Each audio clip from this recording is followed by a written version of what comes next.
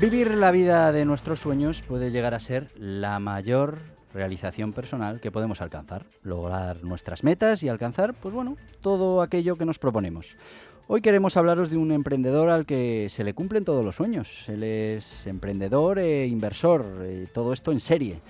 Es la trayectoria de Jesús Alonso Gallo, un emprendedor peculiar que logra alcanzar los sueños, pues bueno, más insospechados.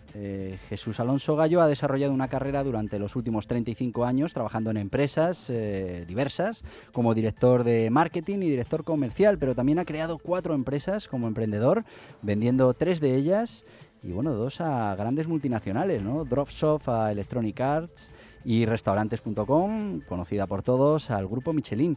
Y bueno, pues en la actualidad es inversor en serie, profesor, mentor y conferenciante. En definitiva, él se dedica a favorecer el emprendimiento. Muy buenos días. Hola, buenos días. Gracias por invitarme a estar aquí. Oye, ¿cómo empezó todo?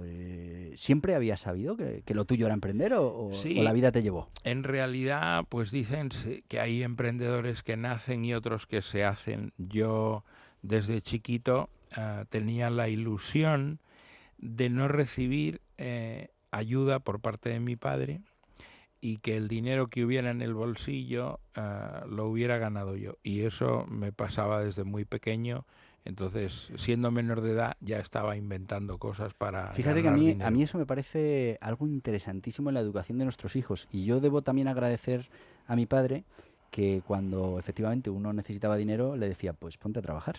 Él tenía una empresa y me decía, no, en mi empresa no, vete a la competencia y trabaja. Y eso hice desde bien jovencito y es verdad que eso hace que después vayas conociendo el emprendimiento desde joven, esa manera de conseguir tus propios objetivos y tus propias metas y luego pues entiendo que es tu caso, es el mío, hagas de esto tu forma de vida, ¿no? Sí, en realidad no te das cuenta, pero si tienes ese gen dentro de ti, lo normal es que la vida te lleve al emprendimiento ya más organizado. Y yo empecé a montar la primera empresa formal a los 18 años y tengo 56 y veo, por lo que me dice mi esposa, que no voy a jubilarme y que siempre estaré en esa búsqueda de construir cosas que no existen. Pues eso es importante porque además a lo largo de tu vida has pasado por diferentes experiencias, ¿no? Y definidas un poco como empleado en serie, emprendedor en serie, ahora inversor en serie. ¿Cómo ha sido la evolución en estas etapas? Pues no es una evolución cronológica, es decir, podría parecer que primero eres empleado para luego sufrir una mutación genética y convertirte Normalmente en, eso no pasa, ¿no? en Siempre, empleador. Pues en claro, realidad hay etapas. en el pasado decían quiero establecerme. Entonces tenías un trabajo, eras un empleado de alguien y querías tú ser empleador de otros y entonces montabas tu propio negocio. En mi caso yo eso he hecho este movimiento que en Estados Unidos es tan habitual de cambiar, estar como empleado, después ser emprendedor, Y volver, volver a ser claro. empleado para volver a ser emprendedor e ir haciendo switch de estas posiciones. Lo que sí te cambia la cabeza es cuando decides que con los excedentes económicos que has generado los vas a apostar a la inversión alternativa en emprendimientos de otros, que son empresas que no son tuyas y en las que tú no vas a estar. Eso te cambia la cabeza porque los criterios son antagónicos a los que has vivido como empleado o como emprendedor. Ser inversor es otra cosa diferente. Claro, fíjate, yo he pasado por esas etapas de empleado, empresario, volver a empleado, empresario, igual, y además creo que son importantes porque cuando quieres dedicarte a algo es importante conocer un sector, conocer una profesión, y bueno, pues trabajar para otros está muy bien en ese sentido. Todavía no he llegado a la parte de inversor, ahora con invertir en lo que tengo puesto en marcha ya no llego. Pero sí que es verdad que me gustaría en un futuro poder tener esa tranquilidad y esos recursos económicos para poder invertir ya no en mi talento o en el talento que yo pueda traer, sino en otros proyectos, ¿no? Esa tiene que ser ya la parte más bonita, ¿no? Es precioso. A mí me preguntaban, oye, ¿cómo disfrutas más si tú creas una empresa y después alguien te la compra y la vendes. Y vas al notario y después vas al banco y tienes el dinero ahí en el banco. O por el contrario, inviertes en una empresa que no es tuya, los emprendedores que la están gestionando encuentran una oportunidad para un exit, la venden, te llaman, vas al notario, te dan el dinero y lo metes en el banco. La sensación de el exit cuando tú has estado en tu casa tumbado a la Bartola y han sido otros los que se han matado a Los trabajar, que se han dejado los cuernos allí. o sea, es de una altura, es muy superior. Entonces, Yo quiero. es un negocio la inversión alternativa terriblemente difícil. No, y exigente, ¿no? Porque... Pero en realidad, o sea, lo que es difícil porque la incertidumbre, la tendencia matemática es perder toda la inversión porque es un riesgo que tiende a infinito en empresas de nueva creación. Pero ahora mismo las plataformas de equity crowdfunding permiten a todo el mundo con cualquier cantidad de dinero ser inversores. Sí. Entonces puedes ser inversor jugando Alexín Castillos y tú entras, yo soy inversor en una plataforma de equity crowdfunding muy seria que se llama Fellow Funders. Sí. Entonces tú entras en fellowfunders.com y inviertes a lo mejor 500 euros en una startup. Entonces, si te toca 10 veces lo apostado, en el futuro hay un evento de liquidez y esos 500 euros se convierten en 5.000... Bueno, pues... pero ahí ya estamos hablando más tema casi lotería, ¿no? Yo entiendo que vosotros como inversores tenéis un modelo de negocio detrás, es decir, al final invertís, tenéis un conocimiento que os ha dado el mundo del emprendimiento, sabéis valorar el riesgo, porque al ser emprendedor has jugado con ese riesgo, y luego, bueno, pues sois capaces de hacer suficientes inversiones como para que, bueno, al final si no es una, es otra, la que pueda levantar todo aquello, ¿no? Pues en realidad, si vamos a los números, en Europa la inmensa mayoría de los fondos de capital riesgo que invierten en startups no ganan dinero. No le pueden devolver a los LPs, que son los limited partners, los que ponen, los ricos de verdad, que ponen el dinero en un fondo para que unos gestores inviertan con eficacia en startups. La mayoría no son capaces de dar buen resultado. Entonces solo hay una minoría de fondos en inversión alternativa que son capaces de devolver una rentabilidad. ¿Y entonces por qué? Entonces la razón es que nadie sabe nada.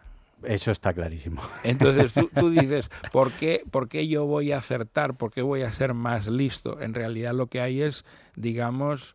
probabilidad, ¿no? Tesis de inversión. Entonces hay gente que se especializa y dice, yo sé mucho de e-commerce y sé mucho de marketplaces. Entonces voy a hacer un fondo vertical que solo invierte en una taxología de empresas que son e-commerce y marketplaces, porque yo antes tuve uno, lo hice muy bien, lo vendí con gran éxito y me hice millonario. Entonces, y creo que es aplicable ahora y no tiene por qué. Yo voy a identificar y entonces tienen un monocultivo y se dedican a eso. Y eso es una tesis de inversión que te puede salir bien, mal o regular. Tiene mucho riesgo, ¿no? Al final estamos poniendo... Claro, en Estados Unidos hay fondos de capital riesgo que han demostrado que son muy listos y escogen entre las startups donde invertir tonterías como Amazon, o invierten en Amazon, o invierten en Facebook, o invierten en Twitter, y les sale muy bien. Pero hay muchos otros que les sale terriblemente mal. Eso pasa también en el mundo del emprendimiento, ¿no? Los casos de éxito los escriben los que han tenido éxito. Y nos olvidamos de todo lo que se quedó por el camino. La inmensa mayoría que tiene un sueño de emprender y busca llevarlo a la realidad, fracasa. Claro. La inmensa mayoría. Entonces, a mí cuando me preguntan, yo digo, si tú sientes la llamada de la selva y quieres ser emprendedor porque no puedes evitarlo, entonces lo que tienes que hacer es reducir el riesgo. ¿Cómo se reduce la probabilidad de que te salga mal? Pues formándote previamente. Hay gente que dice, pero no existe la formación en emprendimiento. Y eso no es cierto. O sea, una de las cosas que tienes que encontrar en tu vida son mentores, gente que haya pasado por el camino, y tú les tienes que exigir que te ayuden. No es una cosa voluntaria. Los emprendedores son como el lince ibérico.